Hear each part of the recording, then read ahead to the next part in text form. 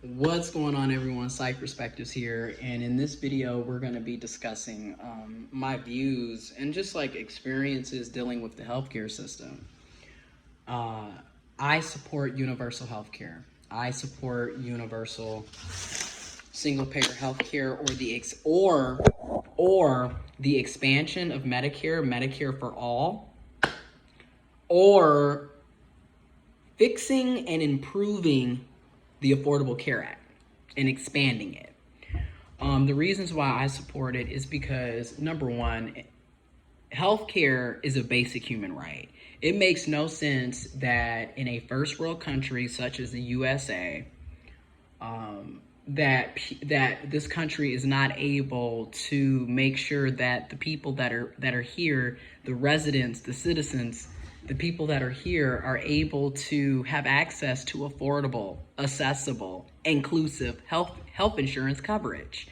And I mean quality health insurance.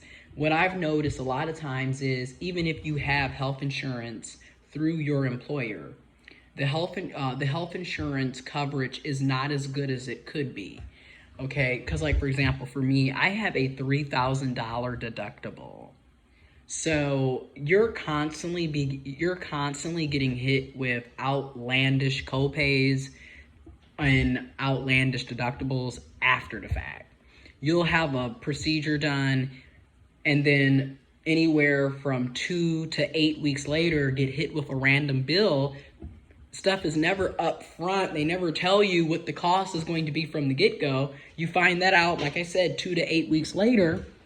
And then another issue, even if you have healthcare coverage, like my roommate and friend just found out, he pays roughly $150 a month for his healthcare coverage. And it's through his job. But a lot of us that have jobs, if you get it through your job, they'll pay for it, and you'll lose a certain percentage of your check, either monthly or bi-weekly. So even with him paying roughly $150 for his health insurance, he just went to the chiropractor, and the chiropractor still charged him $100 for a deductible. Do you see the problem with this? Like, why are we paying for insurance and then still having these outlandish deductibles and copays? It's ridiculous. And it wouldn't be, and here's the funny thing, it wouldn't be such a problem if we also were being paid, I don't know, living wages. We're not even being paid living wages. So when you're sitting up here telling people that they have a $3,000 deductible and we're not even making $3,000 a month, it's ridiculous.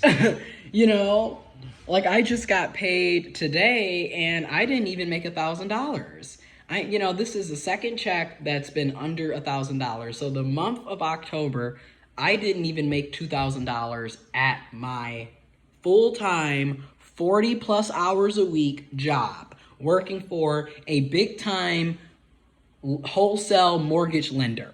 And it's ridiculous. And that's my whole point. It's like, not only are we dealing with the fact that health insurance is astronomically expensive, and if you're fortunate, privileged, and blessed to even have health insurance or have it through your job, it's a privilege. I recognize my privilege, and me and my roommate and friend, we recognize our privilege, and we're thankful and we're blessed.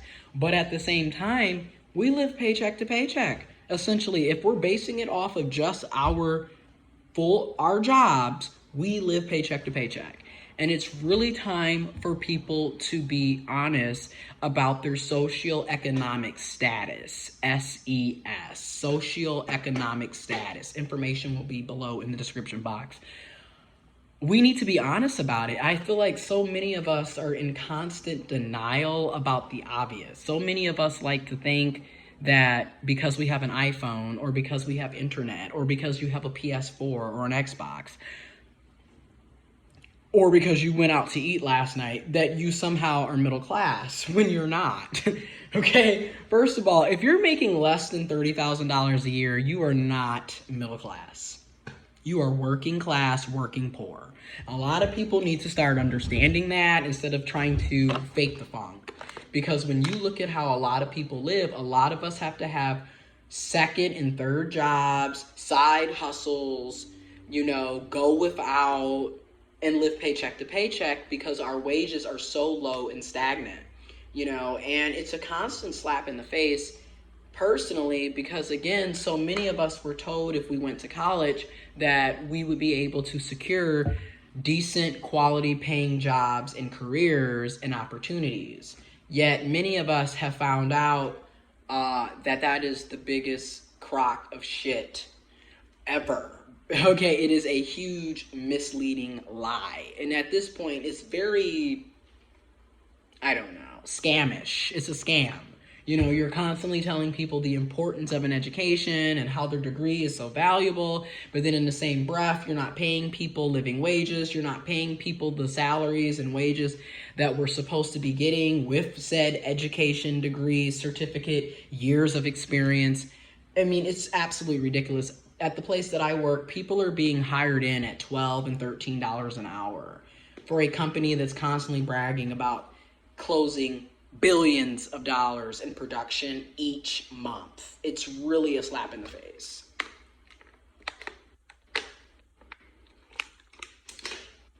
It's a slap in the face. And we deserve better.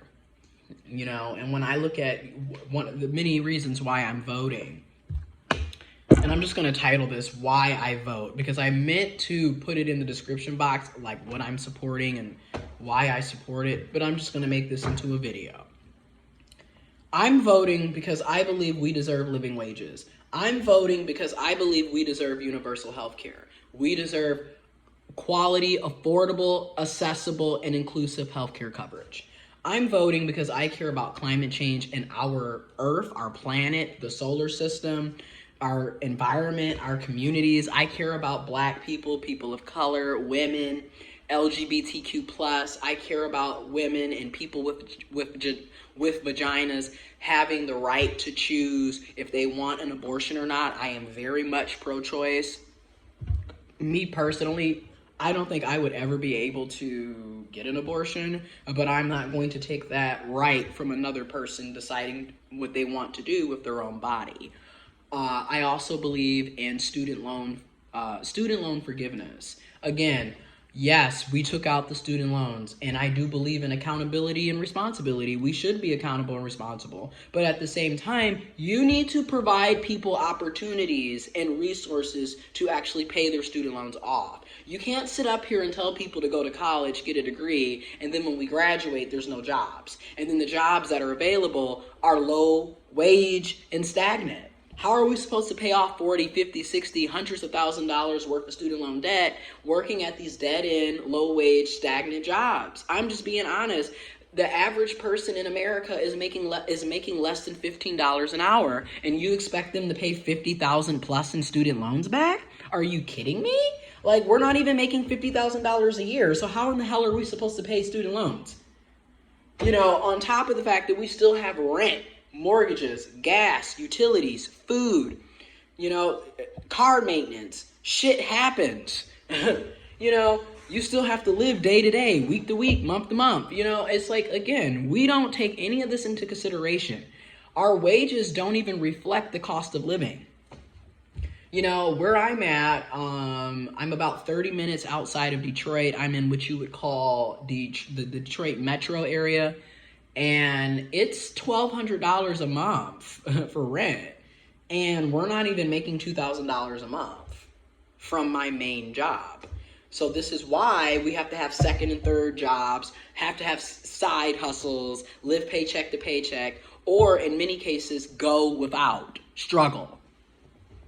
And that's ridiculous. So, and yes, I am voting. I am voting for Joe Biden and Senator Kamala Harris. And what saved me in this whole voting situation was Kamala Harris, because I do not care for Biden. I don't. And I'm also going to just keep it a buck. When I look at the Democrats and the Republicans, I just see two useless ass political parties that do little to nothing for any of us on Main Street.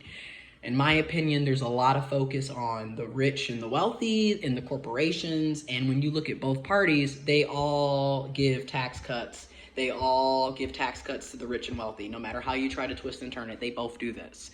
Okay? Now, the Democrats they don't give as many tax cuts as the Republicans do to the rich and wealthy, but what you'll notice is this is what the Democrats will do. They won't give tax cuts to like oil and natural gas, but then they'll turn around and give a shit ton of tax cuts to all these technology companies like Google and Facebook.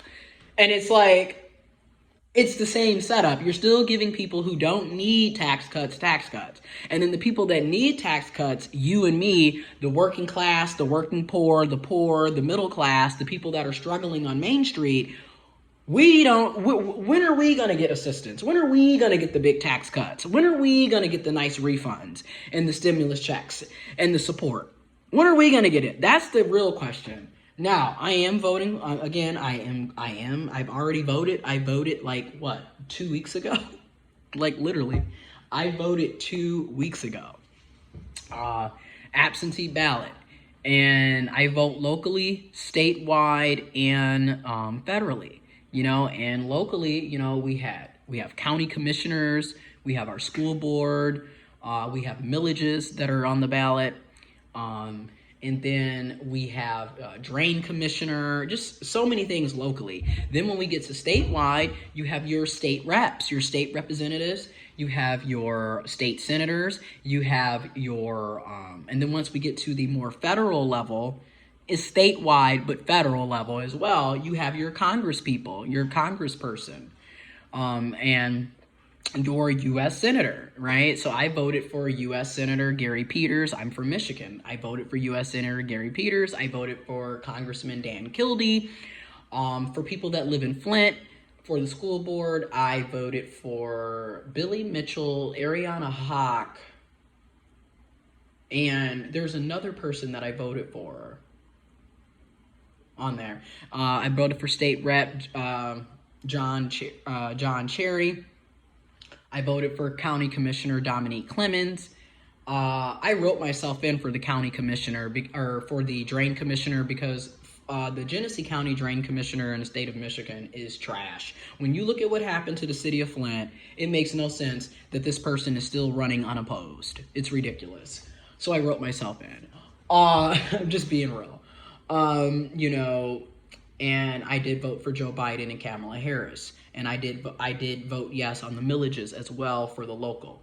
But again, I care about the quality of life. I am a proud democratic socialist, left-leaning liberal, essentially.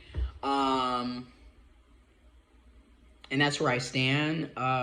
Again, when I look at other first world countries, especially countries in Europe, when you look at New Zealand, you look at Switzerland, you look at Amsterdam, you look at Canada, you look at Cuba. Look at Cuba. So many other countries have way better education systems. People are not going into massive student loan debt for getting an education. People aren't drowning in poverty. People aren't sitting up, not being able to get healthcare coverage and access to healthcare coverage. People have better quality of lives. They're not sitting up eating a bunch of fucking GMO products that are making us sick and killing us, and everyone's just living in hell, essentially. It's like, so those are the reasons why I support what I support, and also that's who I'm supporting and who I voted for. I want to be 100% transparent and upfront, and I will say that, thank you, I appreciate it. Tropical smoothie, island green. This is so good. I will say that voting isn't the end-all be-all. It's not the only way to advocate for your communities, for your lives, for freedoms, for rights, and for the world and for people. I don't guilt people or shame people who don't vote. It's your choice in that matter. All I can say is do what you can to help yourself, help your families, help your friends, help your communities, help the world.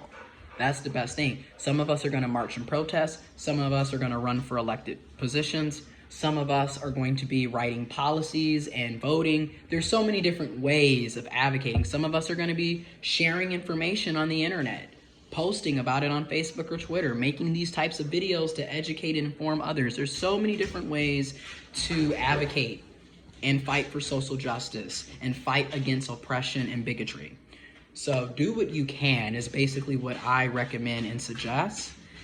But I'm not here to bash and shame folks for not voting. I'm not here to bash and shame folks for not voting the way I'm voting or voting different from me. You know, it's your choice.